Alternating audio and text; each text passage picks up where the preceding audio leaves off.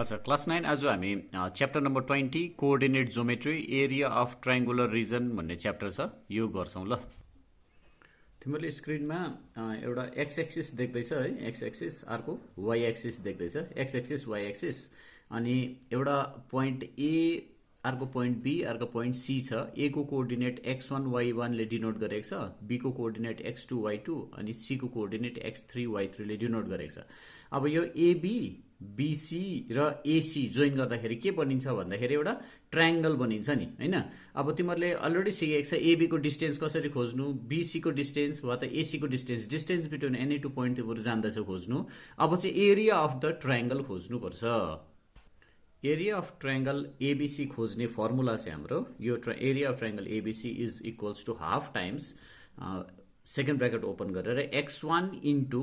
y2 minus y3 plus x2 into y3 minus y1 plus x3 into y1 minus y2 गर्नुपर्छ हो। अब यसो देख्दाखेरि त लामो ठुलो अम्बो फर्मुला जस्तो देख्छ, तर खासमा यो सिस्टमेटिक ढङ्गले हेऱ्यो भने सजिलो साथले गर्नु सक्छ। कसरी भन्दाखेरि यहाँ हेर ल,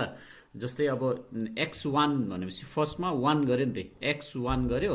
x1 गर्नु बित्तिकै y2 माइनस y3 2 र 3 गर्दाखेरि 1 गर्दाखेरि चाहिँ x1 गर्दाखेरि y2 माइनस y3, फेरि x2 गर्दाखेरि y3 माइनस y1 गर्नुपर्छ, अनि तिमीहरूको x3 गर्दा चाहिँ y1 माइनस y2 गर्नुपर्छ हो। यो सिस्टम फलो गरेको छ है, 1 2 3 2 3 1 3 1 2 गरेर फलो गरेको छ। फर्स्टमा x1 यो x1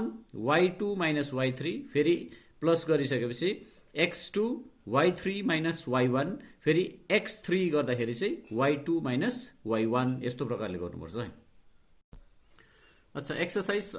20 पेज नम्बर 330 को क्वेसन नम्बर 1 मैले यहाँ लेखेको छु है। क्वेसन नम्बर 1 को फर्स्ट पार्ट 2, -2, 4, 2 र -1, 3 दिएको रहेछ। Find the area of a triangle भनेको छ हो। अनि x1 y1 x2 y2 x3 y3 तिमीहरूले आफै छुट्याउनु पर्यो। अलगै यसरी x1 y1 x2 y2 x3 y3 तिमीहरूले छुट्याएर अलगै लेख्दा पनि हुन्छ। त्यसको बादमा required area of a triangle हैन, area of a triangle is equals to half times x1 y2 minus y3 plus x2 y3 minus y1 plus x3 y1 minus y2 भनेर लेख्यो। त्यसको बादमा यहाँनिर भ्यालु हाल्दै जाउँ है, यहाँनिर हेर। अब भ्यालु हाल्दै जाँदा तिमीहरू के देख्छ भन्दाखेरि this is equals to half times, अब x1 को भ्यालु मैले हाल्नु पर्यो हेरेर 2 हाल्नु पर्यो, y2 माइनस y3 को भ्यालु हाल्दा y2 भनेको 2 भइगयो, y3 भनेको 3 छ, 2 माइनस 3 हालेँ मैले, प्लस x2 को भ्यालु 4 छ, 4 लेखेँ, अनि y3 को भ्यालु लगाउनु पर्यो मैले, y3 को भ्यालु 3, अनि y1 को भ्यालु मेरो y1 को भ्यालु -2 छ, गर्दा -2 गर्दाखेरि यहाँ पनि मेरो सेकेन्ड ब्र्याकेट खोलियो, प्लस x3 भनेको मैले भ्यालु हाल्दाखेरि -1 हाल्नु पर्यो हो, अनि y1 माइनस y2, y1 भनेको मेरो -2 हाल्नु पर्यो, -2 यहाँ पनि सेकेन्ड ब्र्याकेट खोल्यो, माइनस y2 भनेको 2 गर्दाखेरि यो थर्ड ब्र्याकेट हुने रहेछ। ल यहाँनिर थर्ड ब्र्याकेट आयो। अब यसलाई सिम्प्लिफाई गर्दै जाँदा यो हाफ यत्तिकै बस्यो, यहाँ भित्रपट्टि सल्भ गरौँ, 2 इन्टु 2 र -3 घटाउँदाखेरि -1 हुन्छ, प्लस 4 यत्तिकै बस्यो। यसलाई पहिला सिम्प्लिफाई गर्दाखेरि 3 minus minus plus 2 3 plus 2 plus -1 अहिले यतिकै राखौँ, यो -2 र -2 यहाँनिर -2 bracket close. So this is equals to half times, यहाँनिर 2 इन्टु -1 -2 भइगयो, यहाँनिर प्लस 4 इन्टु 3 प्लस 2 भनेको 5, प्लस -1 इन्टु यो -2 र -2 भनेको -4। Further this is equals to, अब यहाँनिर अझै हामीले लेख्दै जाँदा this is equals to half times, यहाँनिर -2 एक्लै उब्रेको छ, -2, यो 4 5 जा 20, यहाँनिर 20 आयो, यो माइनस इन्टु माइनस प्लस हुन्छ, 4 इन्टु 1 4 प्लस 4 आयो। This is also equals to, अब यहाँनिर लेख्दाखेरि हामीले हाफ टाइम्स यहाँनिर 20 र 4 24 माइनस 2 गर्दा 22। सो फाइनल एन्सर चाहिँ यहाँनिर हुँदो रहेछ मेरो is also equals to half into 22 गर्दा 2 11 जा 22 सो इज इक्वल्स टु 11 हो स्क्वायर युनिट लेख्नु पर्यो नि एरिया अफ ट्रायंगल हो त्यसकारण स्क्वायर युनिट ओके नानी हो तिमीहरूले अहिले भर्खर जुन चाहिँ हिसाब देख्यो यसको अल्टरनेट फर्म पनि छ ल अल्टरनेट मेथड छ अल्टरनेट मेथडमा अब तिमीहरूको x1 y1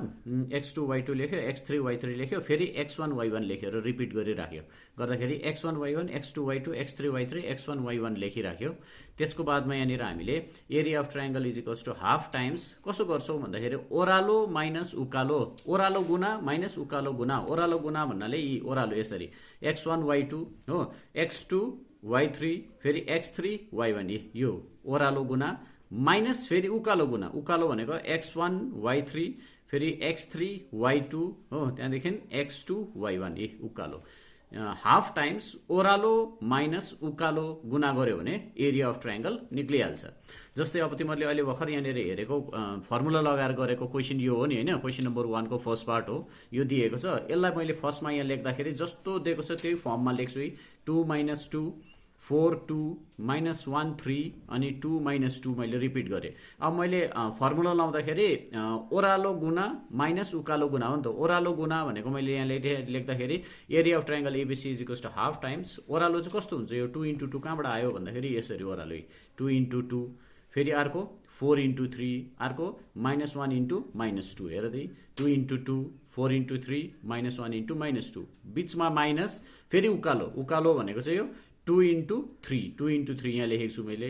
फेरि अर्को -1 * 2 -1 * 2 अनि लास्टमा तिमीहरूले देख्छ 4 * -2 यहाँनिर देख्छ तिमीहरूले 4 * -2 गुणा गरिएको छ अब यसलाई सिम्प्लिफाई गर्दै जाउँ यो हाफ यतिकै बस्यो त्यसको बादमा मैले लेख्नु पर्यो 2 * 2 4 4 * 3 12 त्यहाँदेखि माइनस इन्टु माइनस प्लस 1 * 2 2 हुन्छ कतै यति ओरालो पार्ट सक्यो है डाउनवर्ड्स मल्टिप्लिकेसन सक्यो माइनस अपवर्डको चेक गरौँ है अब अपवर्ड भनेको 2 * 3 6 यो प्लस इन्टु माइनस माइनस हुन्छ र यहाँनिर -2 लेख्नु पर्यो फेरि यो प्लस इन्टु माइनस माइनस हुन्छ र 4 2 जा 8 लेख्नु पर्यो हो ब्र्याकेट क्लोज अब यसलाई सिम्प्लिफाई गर्दाखेरि this is also equals to half times यहाँनिर यो जोडौँ है 12 + 2 14 14 + 4 18 यहाँ 18 आयो माइनस यहाँनिर 6 लेखौँ र यो जोडिन्छ -10 6 र -10 उब्रियो so this will be equals to half times यहाँनिर मेरो कति छ 18 यहाँनिर 6 - 10 भनेको त -4 भयो -4 बाहिर निक्लिँदा -4 लेखौँ न त अझै एक स्टेप मुनि लेखौँ so this will be equals to half times यो भयो 18 माइनस प्लस 4